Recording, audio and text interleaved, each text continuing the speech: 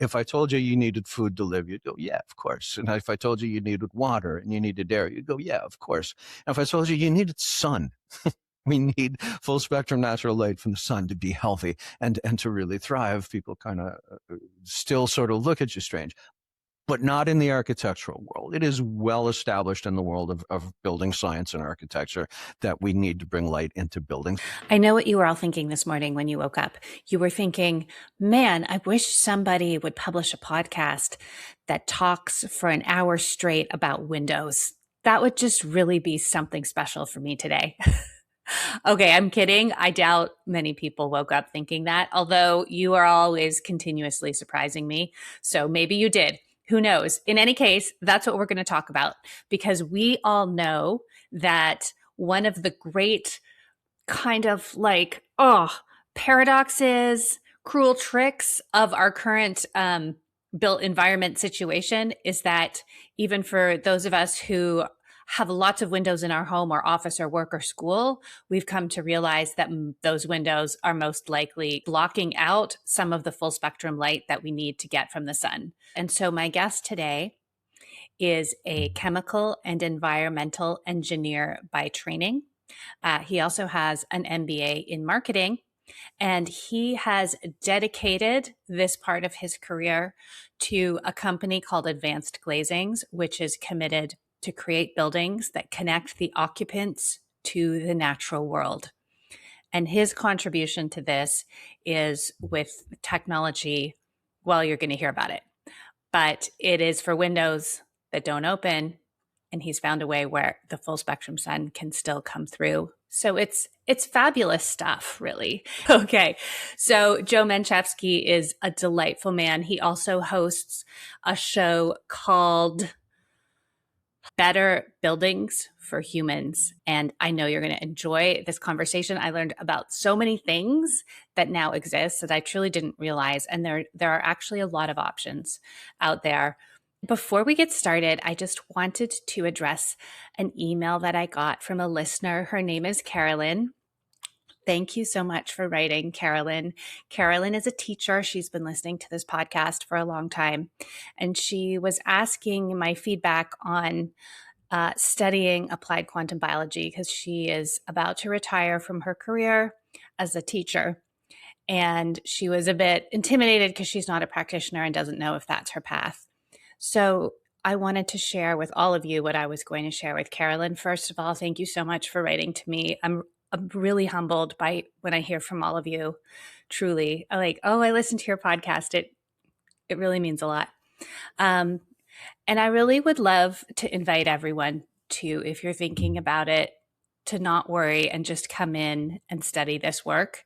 What I have realized is that the unlimited creative mind of the human finds ways to apply it that may not have anything to do with being a health practitioner. You might find a place for yourself in this ecosystem, which is growing and needs people who understand what's going on. There's just going to be so much opportunity for people who have their mind wrapped around quantum biology, and not even in a deep science way and not even in a deep health way. I'm going to get into this in a bonus episode soon, but we need all the kinds of people. We need the educators, we need the communicators, we need the writers, we need the researchers, we need the behind the scenes people, we need the in front of the scenes. We need all of it. This paradigm is gaining momentum in a huge way.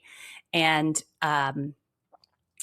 there aren't a lot of people who see the full picture when it comes to quantum biology, and people who can are going to be extremely helpful and needed. So if you're thinking about that, just come and do it. The practitioner piece is required if you want to take the board exam, but just to come and learn what is going on here and to explore ways to participate and contribute to the new paradigm, listen, the doors are wide open. If you feel that energy inside of you, that pull, that intuitive nudge, I encourage you to follow it. This is a moment to ride a wave that could truly, truly change the course of our culture.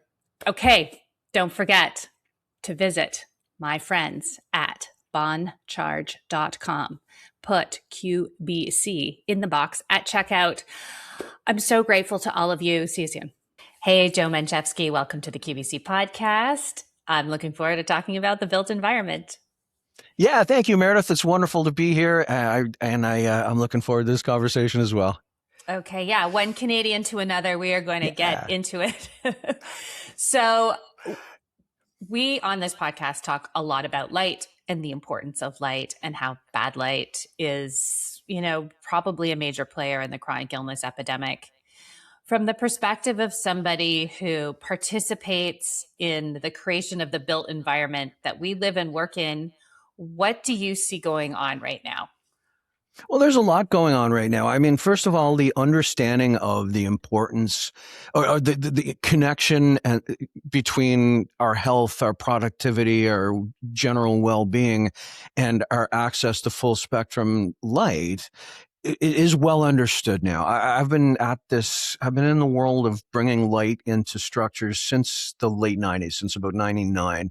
And back in those days when you told people that it was important to have natural light in buildings, it was kind of, I'll just say outside of the current perimeter of science at that time, right? It was looked at as, is the way some people would look at spirituality and things like that. It was, yeah, that sounds sort of cool, Joe, but it's 26, 27 years later, it is established science, and every single day there are new papers popping up in my inbox that just very clearly talk about the strong connection and the need for natural light in order for us to be healthy and to thrive.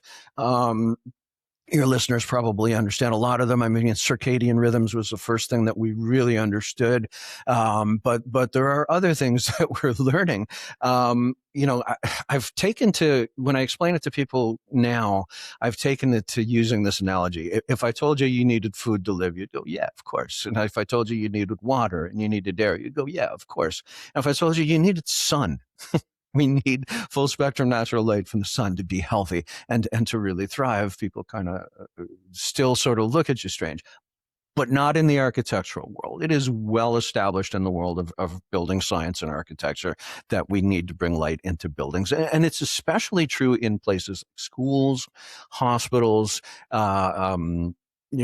even retail, like good old fashioned bricks and mortar retail, like the work that Lisa Heshong did in the late 90s have demonstrated that we tend to be happier in stores where we have natural light, and we tend to buy more, right? So there's a lot of places, specific segments within the architectural market where you see a lot of people focused on bringing in light.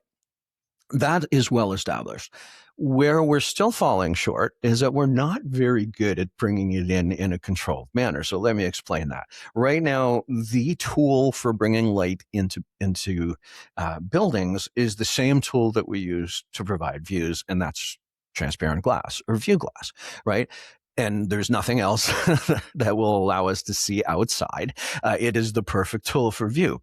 It's not always the perfect tool for bringing light into buildings. And let me explain that. You have several issues. The first and most important one is glare. All right. And actually, let me mention the other one too first. It's thermal comfort and energy. The normal insulation value of the envelope, like the outside of your building, the walls might be, for the techies here, R25, R30, R35, which is a very high level of insulation. It can keep the energy inside or in the summertime, keep the heat outside. But when you put a window in, right, you drop that to about R3, like about a tenth of the insulation value, right? So people are very cautious about how much glazing, how much glass they put on buildings these days because we're so sensitive to energy. But what happens when we have a smaller number of windows, transparent glass windows, is you get these incredibly intense beams of light. I mean, the sun is a very powerful light source. It's very bright. Outside in the summertime, you could have like 100,000 lux. right? Lux's measurement of light falling per unit area, or in Imperial, the term is foot candles. So to be about 10,000 foot candles, which is very, very bright. We've all been outside. We know how bright it is outside. But when we get into our building, 300 lux, 500 lux is very typical, right? It's a design standard. So the buildings that we live and work and play in have much, much lower levels of light than when we're actually outside. Okay. And the issue with having these glass windows just in certain spots in your building is that you have 300, 500 lux as your ambient level within the space. And then you've got this bright shaft of light coming through at 100,000 lux. Okay. Your eyes can't deal with that level of contrast. Now, of course, if you're looking directly at the sun, yes, that's an issue too. We all understand that. But the more insidious issue is this contrast ratio, right? A very bright shaft of light, a very bright spot on the floor or on your desk, compared to the overall brightness in the space. That is what's called contrast-driven glare, and it's extremely uncomfortable for us. And we deal with it by putting blinds on the window, and then we no longer have light and we no longer have views, right? Now, let me explain why we have that contrast ratio issue, Meredith, because it's really important to understand. Super easy, but it's important. When we're outside on a bright day, our pupils constrict, right? To let less light in to protect our eyeballs. When it's dark, right, our pupils dilate. They open up more to let more light in so we can see better, not trip over things, spot that there's a lion over there behind the tree, that kind of thing, right? It's also a safety function. When we're in an office space or any space that is relatively dark, but then there's an extremely bright spot and all of that is within your line of vision, your eyes don't know what to do. They don't know if the pupils should be constricting. They don't know if they should be opening up. And that sort of little contrast war that's going on within your eyes creates very serious discomfort for you. So we deal with that discomfort by covering up those windows, putting blinds on them, and keeping that oh so important sun outside. Right? That's where we're really falling short. And now, look, we've understood this in architecture for many, many years. For many years, you can look at textbooks back, decades ago, if not centuries ago, that explain different ways of bringing light into buildings that have it reflect before it comes into the space. These methodologies work, but they're very expensive. It requires you to, have really deep wells on your windows, or these overhangs, or these structures that have light coming in this direction and then bounce this way and then bounce that way and then come back into the room. It adds a lot of cost. It adds a lot of complexity. And so people don't do it. So we just live with the blinds and we just do the blinds. We just put the blinds up. From a circadian rhythm perspective, we want to have that high lux during the day. We want ideally our inside environment should be matching our outside environment. And you're now bringing in another layer that I don't think we've discussed so far, which is not only is the lux too low to be circadian optimized, we're also pinging back and forth between the two at the same time, which is another layer that our biology is having to struggle with, as opposed to just like, what's the difference between that and just being in the shade when you're outside? Well, it's a really interesting point. I mean, even when you're in the shade outside, you're still way above 300, 400, 500 lux, like way above that. Just being outside, sitting under a shady tree, you're still probably at like, I don't know, 10,000 lux or something like that. It's still much brighter than what you're going to experience in a typical building, right? And so, obviously we should go outside more. Let's just say that right at the beginning. We should go outside more. We'd all be better and healthier if we spent more time outside, especially, very young children, but we can circle back to that. But we try to create situations where we bring natural light in. We're doing it in a way that's self-defeating because we're going to create glare, we're going to create thermal discomfort. I mean, we've all sat at the airport, right? You've sat at the airport where like you're sideways to the big giant plate glass windows, and this side of your face is on fire and this arm is on fire. That's the incredible, radiative heat from the sun that you're feeling. And all of that glass exposes you to that really severe thermal discomfort. So between, the contrast ratio glare and the thermal discomfort, we end up just covering up our windows. And then we don't have the views, which we also know play an important part in our health. We don't have the views, and we don't have that all important sunlight that we need, right? And then there's just ways that sometimes we find ourselves with buildings where we just can't get light in, like we can't get the sun into the building properly, right? And that's where, you speak with lighting designers, that's where, you get into circadian lighting design, where you've got, maybe a bank of LEDs that do blue, and then a bank of LEDs that are a little more red heavy, blue in the morning, red towards the end of the day, even including some incandescent lights to replace the reds, the long wave reds and the infrareds that have been removed. Really complicated. Again, expensive. It would be better to use the sun, but the lighting designers know there's times when we're just not going to be able to get the sun into certain places in the building. So they make up for it that way. The sun is always better. We'll take the sun any day of the week, but a lot of these sort of sophisticated designs for circadian lighting are being driven in scenarios where we just can't pull it off. Yeah.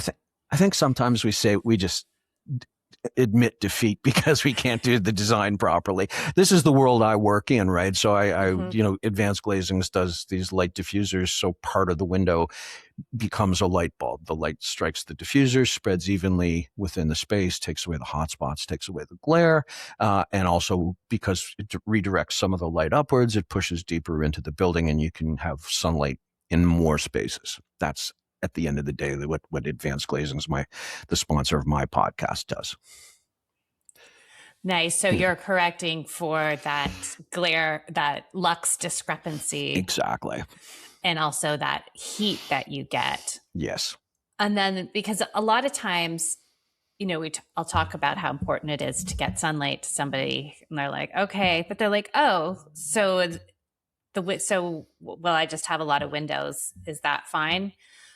But what's going on with the way, like, just a standard window in an office building or a school is treated with a whole bunch of stuff that blocks out certain things that we need? Can you say more about that? Sure, absolutely. I mean, first of all, more glass isn't the answer, because that's just more glass that's going to get covered, right? Because it's going to be thermally uncomfortable. And in the wintertime in New York, if you're standing by a glass window, it's uncomfortable. It feels cold. But as I described some of the other issues earlier, more glass just means more blinds. The glass we're discovering recently is also eliminating portions of the natural light spectrum, visible and also into the UV and the IR. And let's talk through that. In the early 90s, something called low E coated glass became very, very popular. And E stands for emissivity, low emissivity glass. It's a coating that basically selectively blocks portions of the light spectrum. Now, the visible light spectrum goes from, about 380 nanometers to about 760 nanometers in wavelength. So that's from your red at the high end down to your violet, your indigo sort of colors. And then just below the violet is your UV, and then just above the red is the infrared. The purpose of that low E glass coating is for energy primarily. Okay. So a lot of the energy is up in the reds and the infrared. So the low E glass just cuts off the transmittance of those reds. So you get less solar heat gain, right? So there's less heat coming into the building from the sun, and there's also less heat escaping from the inside to the outside. So from an energy perspective, it's brilliant. Now the UV side of it, we get some blockage of selectively remove certain parts of the spectrum down around the UV, and that protects the furniture and stuff inside because you have less UV light to give you sun fade, right? Now, the problems that we're seeing from that are multiple, and we're learning more and more about it every day. If you look up the work of Dr. Glenn Jeffrey in London, and there's more. Scott Zimmerman, all of these people are finding more and more issues associated with removing the infrared and removing the long wave reds, and really serious stuff too. I'm not talking about we're a little tired near the end of the day or something like that. I mean, we're talking about increases in diabetes. We're talking about increases in heart disease by removing this part of the spectrum. I don't think anybody understands the mechanics yet, but we will soon. We're very close. The correlation is confirmed. That's hard science. But the exact mechanics we don't understand. We understand the exact mechanics. That's quantum biology. Yeah. We're just not the there answers, yet. Yeah. We're there with circadian rhythms. We even know the proteins that switch and the proteins that detect the light and all of that stuff. We're down to that level in circadian, but that started 30 years ago. We're just now starting to understand the what is happening as a result of not having the red light. The how is going to come soon. I promise you that. At the other end, down around the UV, here's some really interesting stuff. Are you familiar with the world myopia epidemic? Would your listeners? Would your listeners be familiar with it? Yes. Yeah. So they're discovering that from the age of birth till we're about 5, our eye needs to focus, right? It's literally changing the shape of your eye from circular to maybe a little more oval, and that is essentially tuning or focusing. And we know now that somewhere around that 380 nanometers, which is exactly where the cutoff is between visible light and the UV, is critical in a child's focus development in their eye. And without it, we tend to end up, like me, being nearsighted. All right. I'm sure there's a genetic component as well, because this happened to me in the 60s and 70s. But there is, a very clear understood component now where we cannot focus without, or the kids' eyes won't focus and develop properly without that somewhere around that 380, 390, 370 wavelength. And it seems to be very strongly correlated with this myopia epidemic. Mm-hmm. And the timing is really good too, because we started introducing low E glass, which cuts off that critical portion of the spectrum at the low end. It started to become prevalent in the 90s, and it's everywhere. I can challenge you to walk and look at any window that's been installed in the last 20, 25 years, and you'll see the little low E stamp down in one of the 2 corners at the bottom, right? Yeah. Right. So yeah, and this is where it starts to feel unfair, because as I was saying, I go on and on about the importance of sunlight, and people are like, great, I have lots of windows. And it's like, well, actually, I'm sorry, but unless the window's open, it's really not giving you what you need. It's not enough. Which feels unfair, because people, as you said, have really gone out of their way to have naturally lit homes and offices, but it's still not like supporting our biology, again, because of the way the glass is made. Anyway, it just feels like people are like, what? No. It is a bit of a shocker, and it's relatively new. That understanding is relatively new. I mean, there was no ill intent. There was no intent to harm when people invented low E coatings. They wanted to reduce energy consumption, which is a very desired goal, especially where we are today. But we're recently saying, holy cow, it looks like the things we did to save energy are hurting us, are hurting our kids. I mean, the fix is easy. Number Okay, one, so what is take it? your kids outside. Number Well, one, yes. that's the obvious one. Outdoor time. Take the kids outside for sure. Number two is, don't use low E glass on baby's room. Don't use low E glass at the daycares, right? Right. Or don't So use is low E it glass at a children's hospital. so is it possible, like, because I know in the lighting industry there's a regulatory environment that is in some cases forcing the energy efficient light bulbs over the full spectrum light bulbs. Mm-hmm. Is it the same with windows, or you can opt out, you can have whatever kind of windows you want, you can buy whatever kind of glass you want? It is harder it is harder to find the glass without the low E coating these days. It's possible. I mean, the advanced glazings makes glass without the low E coating, so that it has full spectrum transmittance. So you can stand in front of it, and it's the same as being in the sun.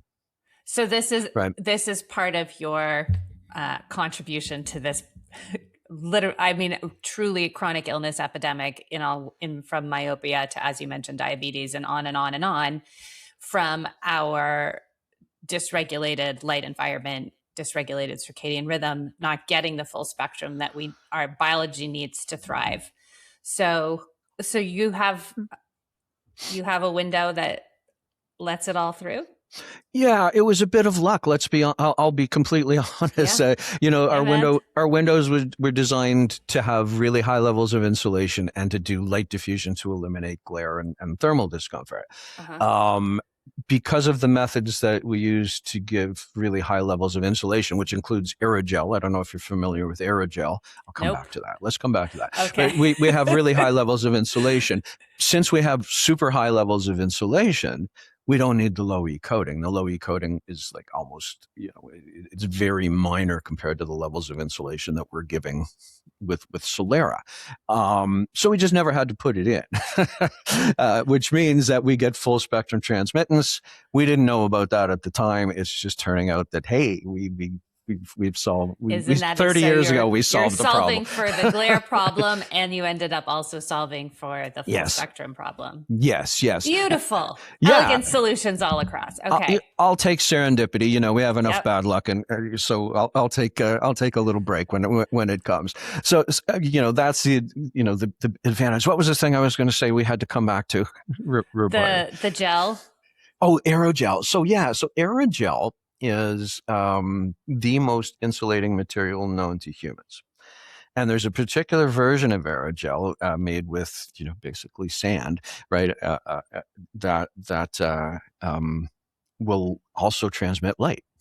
So we have these tiny little particles that we can put in our windows that give us extraordinary levels of insulation, but still transmit light and also assist in the diffusion of that light.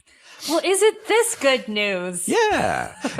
There's lots of interesting things happening. There's lots of very, very interesting things happening. I don't know if we're at the place where the glass industry is really recognizing that the low E coating, it might be a problem in certain areas. Especially with regards to the UV, because you still get, from the windows, you still get a fair bit of red, high wavelength red, and you still get a fair bit of IR coming through as well. It's not the same as standing out in the sun, obviously, but it's not terrible either. There's a lot of things that we do with artificial lights that are far more problematic, right? The LED. So even with the E3 coating, there's some stuff coming through that's beneficial. It's manufacturer to manufacturer, and each manufacturer has different levels, where they do the cutoffs and stuff like that. So, oh, interesting. Yeah. So that might explain why, even though everything has low E glass, still some places feel so much better than others. It might be part of it. Yeah. I mean, there's a lot of things that go in that, certain places feeling better than other places. Well, yes. Right. But that it definitely would play a role. There's when you think about the UV thing for in the kids, I mean, I've seen spectral analysis for multiple different window manufacturers, and even within the same manufacturer, they'll have different cutoffs. And if if the cutoff is just slightly above where the where we need that spectrum that we really need as kids, then you don't have a problem, right? Or sorry, you do have a problem because you're cutting it off. But if it's just below and we're bringing through that important frequency, then we don't have an issue, right? Right. My But feeling no is, one's really thinking about that when they buy glass. When they oh buy gosh, no. windows. The industry's not even thinking about it yet. It's just random. I Like, wrote an oh, you article happened. Okay. I wrote an article for Glass Canada magazine in February, explaining that people are starting to find this correlation. And I can't say, this is definitive yet because it's not, but we know we have a myopia epidemic. We know that we're cutting off that important frequency, and we know that it started in the 90s about the same time that we introduced low E glass. So pay attention. And it's not like it's going to turn the industry upside down. It's not like it's going to crash the glass industry or anything like that. We really just need, at minimum, to make sure that our kids are in a place with full spectrum light, and we also have the ability to just not put the damn coating on and and use, there's so many things happening in glass. Vacuum insulated glass is coming, multi-wall, more than dual pane. We're getting into triple, quadruple pane glass, all of those sorts of things. People doing what we do with Solera, another way of getting really high levels of insulation. The answers are there, and they're coming. We just need to recognize that the things we did for energy management are not really optimal with regards to health. Right. So we've optimized to manage energy efficiency without any thought to biological impact. We just didn't know. I wasn't one of the people that created these things, but I don't need to take on the role to defend the industry. But the truth is, we just didn't know. We thought we were doing right. The industry thought it was doing the right thing. Yeah, no, I just mean it. It wasn't a factor. I'm not correct. Correct. I'm not necessarily think it was a intentional or a conspiracy theory, right? But it's like, and it's true of so many things. It's true of our laptops. It's true of our phones. It's true of like all kinds of different technologies. We just innovate to solve one problem, and it seems that unless it's something that we're supposed to take, like swallow or inject, we don't create it with a thought of the biological impact of it. We're starting to today. We do now. I can say with absolute certainty, because I work with these people every single day. The architectural world gets it. The architectural world gets it. And the more sophisticated architects, which are almost all of them now, really, when they design, they have everything listed now. Even LEED includes, healthy, human health is part of their checklist now. Certainly the Green Globes people did. We've even got, well certifications. So you can start from the beginning and say, we have to look at beauty. We have to look at functionality. We have to look at energy management, and we have to look at health. And all of those things are being considered right at day one when they begin to design a building today. Right. So all the things that are happening today are considering all of these factors, but there's a whole lot of buildings out there that were built before we started considering these factors. Right. And just like as a layperson with no experience building things, how complicated is it to switch out windows? Oh, it's not. It's not at all. No, it's not at all. It's expensive, right? You have to, if you're on the side of a high rise, you have to have somebody in one of these rigs that comes down the side of the building, which not in a million years would I ever get on one of those, but there's people who do that for a living. And you have to start popping the caps off what's called a curtain wall system. That's the framing system that holds the glass in place. You have people taking the caps off and then removing the glass panels and putting new glass panels in, which are not cheap.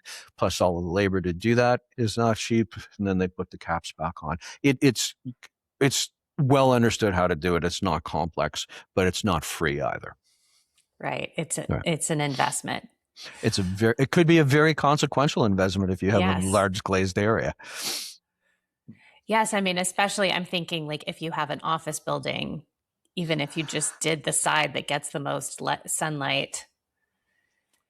Yeah. You're Yeah. kind of, or how would a person think about it if you were in a situation, and let's do an office building and then let's talk about a home. Because I know there are people listening to this podcast, they will 100% go do this. Like we have some like people who are like very dedicated to optimizing their environment as much as possible. So let's say you can't, okay, I can't do every window in my house. How should I think about it? And what would I choose if I wanted to be letting in as like I basically wanted real sunlight in my house? Yeah, that's an interesting question.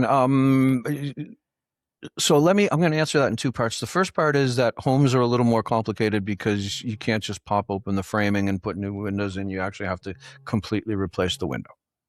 Okay. So that's a little bit unfortunate for homeowners. Like we're talking about a full window replacement, and then you got to get a window manufacturer who's willing to put in, it's called an IGU, an insulated glass unit, so the dual pane piece of glass.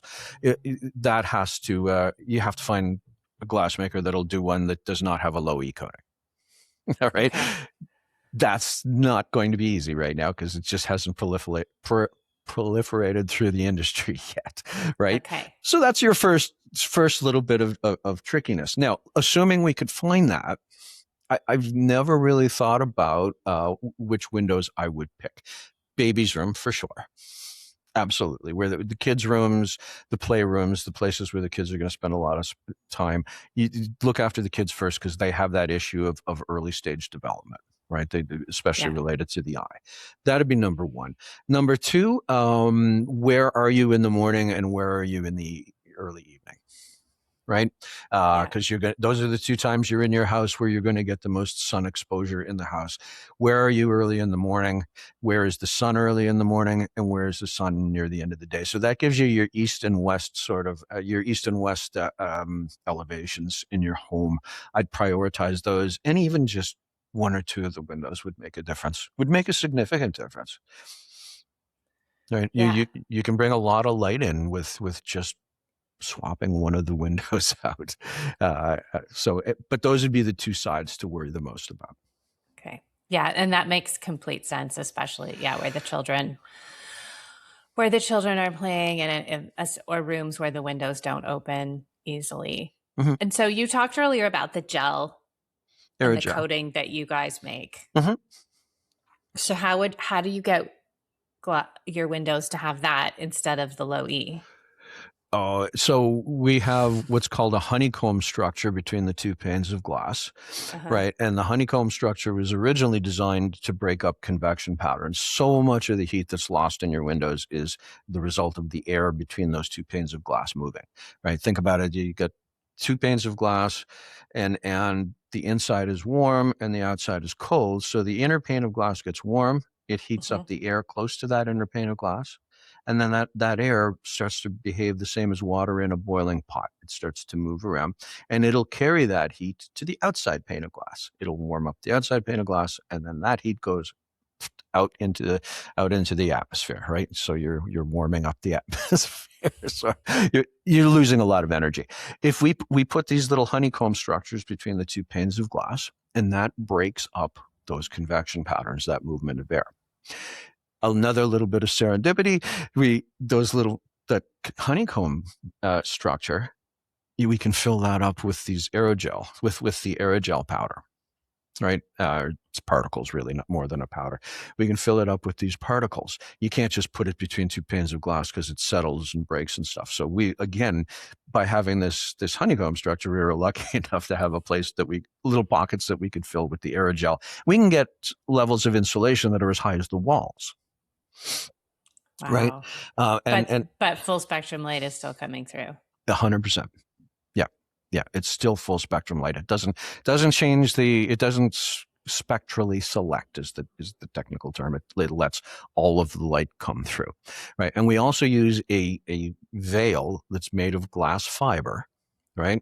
And we use that for the diffusion to maximize the diffusion. It's for the technical term is a Lambertian diffuser, right? It's a near perfect diffuser.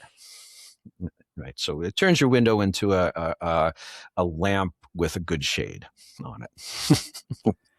Wow. Okay. And so could a homeowner just order this Yeah, yeah, glass? absolutely. You need the contractor to put it in, but we do it all the time.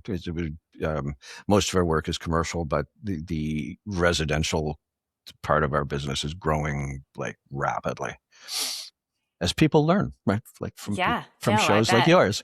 Yes.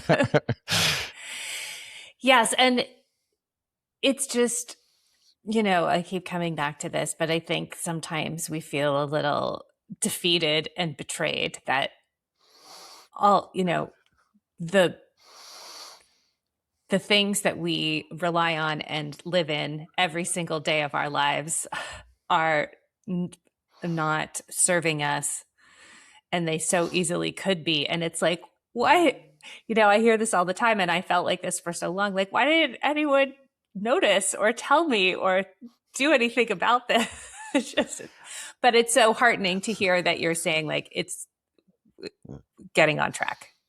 Yeah, it is for sure, and the fixes are pretty straightforward. It's just the stuff that's already out there. It would be a lot of money to fix everything that's out there right now, right? And fix it in one fell swoop. It's more going to be a transition over the next decade or two or three. I think that's what you're going to see. I mean, it's only been maybe 150, maybe 200 years that we've spent so much time inside, right? And that really is the root cause of this. We spend 90+% of our time inside. So it's absolutely essential to have buildings that connect us to the natural world properly, or we're going to get sick. It's as simple as that. We have to figure this out, and we are. And it's just I wish it could happen tomorrow, but it's not gonna. The economic reality is our ball and chain at this point. We're still dragging forward, but it's like a ball and chain. Yeah, it's rough going, because it's a lot to contemplate. A massive overhaul like that, and then in order to be motivated to do it, you really need to understand how important it is, which is also a bit of a paradigm shift. So low E glass takes the window from R2 to R3. Right? I mean, I'm talking about we sell windows at R18, R25, but the low E glass goes from R2 to R3. It's a very incremental improvement that we could possibly live without, especially given some of the new technologies that are emerging. Right. And the R2 to R3 is a time. measurement of energy efficiency? Yeah. Okay. Your wall is R30, right? Right. Think about that. So the window portion of your home. So we're not even really making that big a difference to the energy efficiency, and we are totally making a very big difference to our health not in a good way. Yeah. Yeah. Yep. Okay. So the change is coming. It's going to come. We just need to keep talking about it, keep getting the word out there, and getting the industry to recognize, that in this particular instance, the changes, that particular approach to energy management is maybe not optimal. maybe yeah. not. Yeah. Maybe not optimal. Was that a good political answer?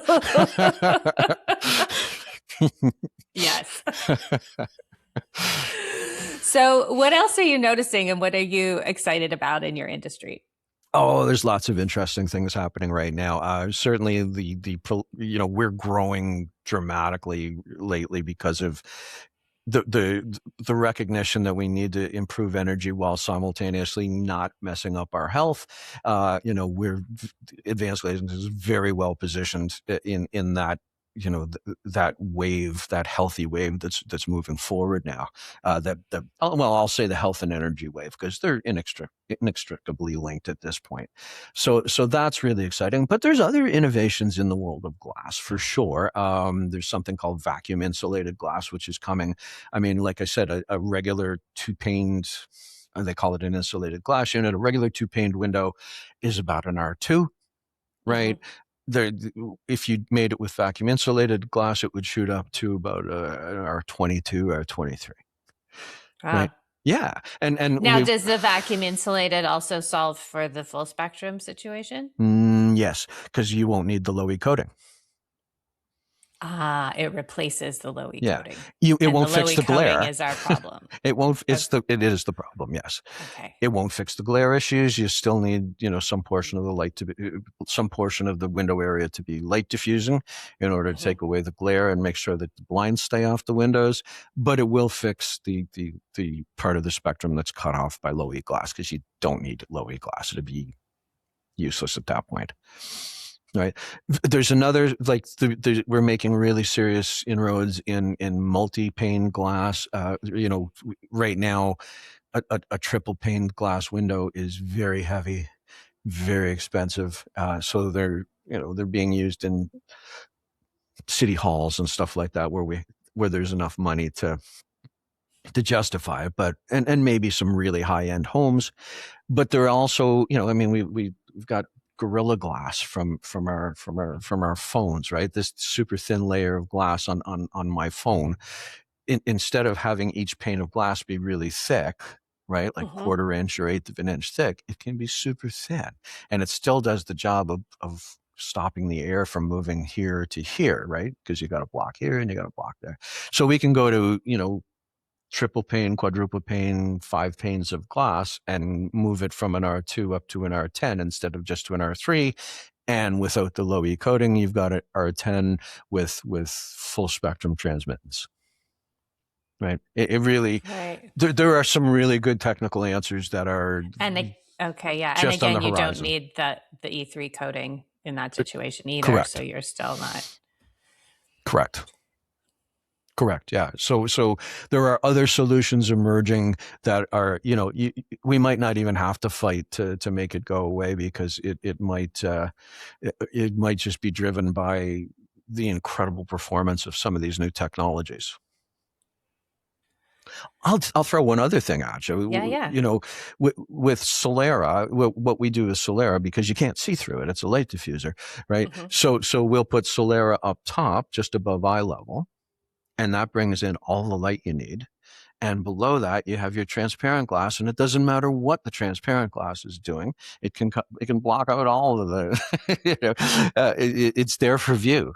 It's there for view. The illumination is coming from the Solera, and the transparent glass is just a source of view. So that's another way. That's another way to solve the problem. So the top half of the window is letting through the full spectrum. Doesn't even have to be half. Like 25% would be enough. Okay. Yeah. So that's in the same way that cracking a window completely changes, like 100%. Allows through everything, even though you don't need the window wide open. You just need to open a crack. That's a great analogy. Okay. Yep. That's a great analogy.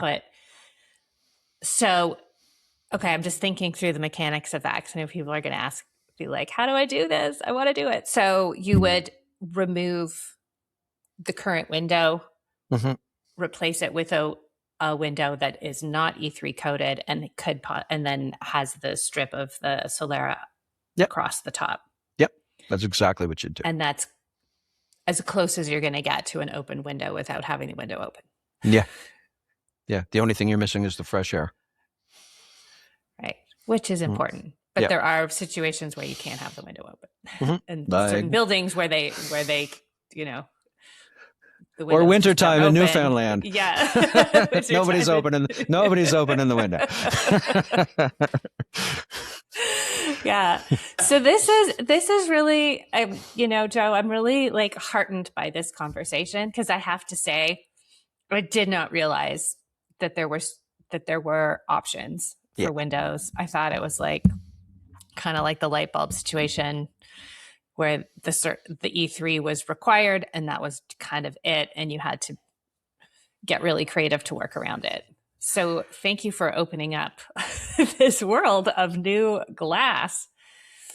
The glass industry is evolving significantly. I mean, there are building codes that require low E glass in a lot of places. So that's the other part of the battle I should have mentioned is that we will have to deal with codes, but that'll come. That's already underway. Those conversations are already taking place.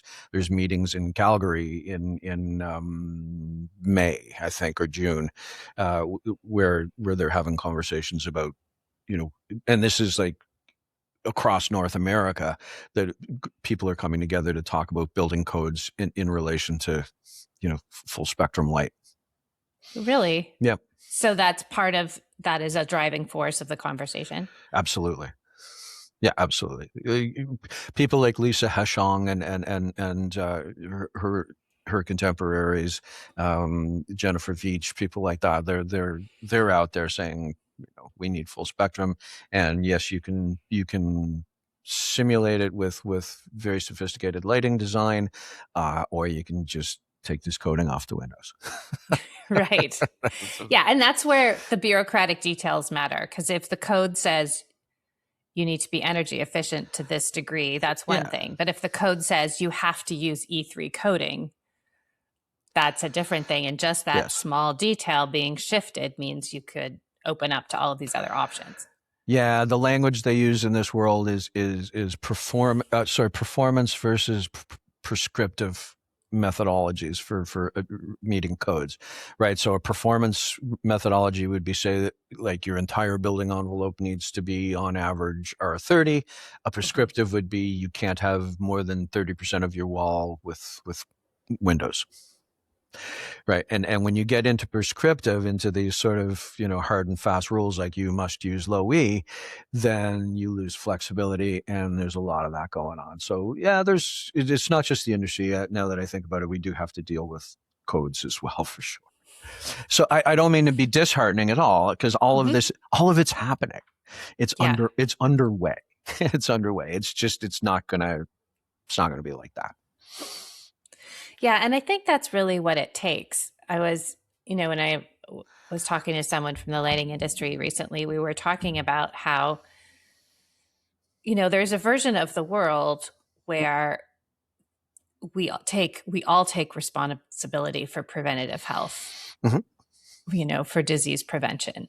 And it's not just about energy efficiency. It's about human efficiency. It's about, is what we're building and what we're doing as an industry contributing to human performance, longevity, and health?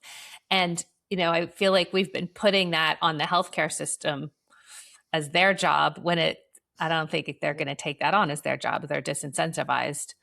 But if we make it everyone else's job, right. And so to me, it's a matter of like lining up the incentives. And it sounds like the glass industry is incentivized to figure this out. Yeah, it like I say, it's underway. It's in the early stages, but it's definitely underway. I mean, I'm not really sure how I want to say this, but I don't know how we could put it on, the individual homeowner to have them understand low VOC paint and have them understand the need to have certain amount of air turns in their home per day in order to maximize the air quality in their homes, how they would choose different types of glass in different locations to maximize their health, driven by their need for full spectrum light, and also managing energy and all of that. Like, it's complicated. There's a lot of things to understand. So while I'm a big fan of making sure that people are looking after themselves, it's really tough imagining that every person, like an accountant or a mechanic who has to know their job on a day-to-day basis and still get their kids to soccer, right? It's a lot to put it on those people. I think right now it's where it belongs, which is with the designers and with the industry, like the vendors who provide the materials to create healthier, more energy efficient homes. Yeah, and I think that's right, because we just, we kind of rely on, as a matter of trust, that the Mm-hmm. people who are building our environments that we live in and work in and play in and put our children in are paying attention to these things. Mm-hmm. And I think some of that trust has been broken, by the chronic health situation that we're in, and then learning how our environments have been contributing to that. And at the end of the day, it's like, okay, it's a really interesting question. Like, whose job is it? Who is responsible to stay on top of this? Right. And yeah, I think it's everybody. But to your point, not to the degree of having a deep expertise. We just need to, we do need to be able to just Right. trust some stuff Yeah. is going to be in our working in our favor. We can have very high expectations of our healthcare system, but we don't all need to become brain surgeons. Right. It's analogous to that sort of scenario. We just need to make sure that we're, asking the basic questions. Is my house going to be healthy? Is my house going to be, energy efficient? Do I have to worry about the off gas from this paint impacting my the health of my lungs and my neurological system? The we may not have to ask all those questions, but we have to ask, at least at a high level, is it a healthy, safe, efficient home? Yep. Right? We have to ask that. Yeah. Yeah. I'll throw one other interesting one at you. There's another movement that is being led, by a loosely affiliated group of scientists across the world that are lobbying for natural light to be treated as a human right. Right? Clean water, food, those are considered human rights. Access to sunshine is also being lobbied now that gets added to the list. Wonderful. Yeah. I'm not aware of these folks. I got to find them. Yeah, it's underway. Start with Lisa Heshong. Her name pops up a lot in this world, but I can connect you if you'd like. Yeah, no, I'd love that. Mm-hmm. Because that type of thinking, I think, is exactly what we need. Because as we've just discussed, there are investments of time, energy, and money involved in making some of these changes. So if we look at it through that lens, then that is making it an absolute priority. Yeah, I agree. Fantastic. Thank you for telling me about that. I did not know. Yeah, it's afoot. It's in play. Well, we're on board. Yeah. Oh, absolutely. And every voice that we can add to that increases the chances that, it might actually take root. Yeah. And I think it will, because there's so many of us who are looking into this due to our own health issues, the health issues of our children, the health issues of our parents. And it's like the more we start to understand, especially about light, just because it's been so abused, we tend to have a general idea about good nutrition. We tend to have a general idea about quality water and high quality air that we breathe. But light is just a non-factor for so many people still. And so, yeah, anything that we can do to shift that, because as I was saying, just people who I had no interest in understanding this, but I had to for my health. And that is happening more and more and more. Yeah. Well, we moved away from, fluorescent lighting. Remember how miserable fluorescent lighting used to be, right? It took a while, but I mean, we switched from incandescent to fluorescent because of energy, right? That was the driver. And they made us all so miserable that they eventually went away. So, it's not unprecedented for us to make changes based on, a connection between our health and our light sources. It's coming. For sure. And I have one last question, and that is Sure. to do with schools, Hmm. right? So my children go to a lovely school and they're mostly happy, but again, they're under suboptimal lights and the windows are all coated. If it were up to you, what would your message be to the public school systems or to a superintendent who is perhaps looking at their budget and trying to figure out how to best make changes for the students? Yeah, call me. We'll work on it. We do a lot. I do some work with the New York City School Construction Authority, and we're working on Mm, some significant changes there. You guys are just outside in Westchester County. Look, I'll start with the obvious one. Just make yeah, sure that the kids get recess every day, right? As much as possible. If there's a little bit of drizzle or it's a little windy, still send them outside. Kids are pretty resilient. They can deal with being yeah, outside. Put them outside as much as you possibly can. Number one. Number two, as you start to build, as you start to expand, as you start to renovate, take the time, educate yourself about these factors, and replace it with windows that will do the jobs of providing energy efficiency, but not at the expense of full spectrum light. yeah. Right. Interesting. So this New York City project, are these new builds or are they replacing their windows? It's both. It's all of the above. We're just working, um, project by project with that Okay. group. Yeah. And what prompted them to want to do that? Was it they just needed new windows, so they're like, okay, what's best practice now? Or were they prompted by a health concerns? Um, I don't remember how it all started, to be honest. How the conversation Because started. this is very inspiring too to I, know that. I think it started with architects who work for the New York City School Construction Yeah. Authority, right? So I think it's like 40% of their buildings get designed in house. They've got like a couple of hundred architects on staff, but then the other 60% gets subcontracted out to the various firms around the five boroughs.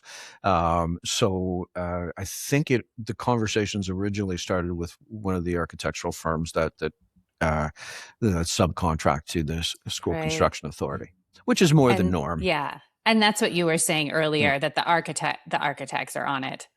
The architects are totally on it. Okay. That's the place. Well, schools are a little different because the architects have to work with school specifications. Mhm. Right.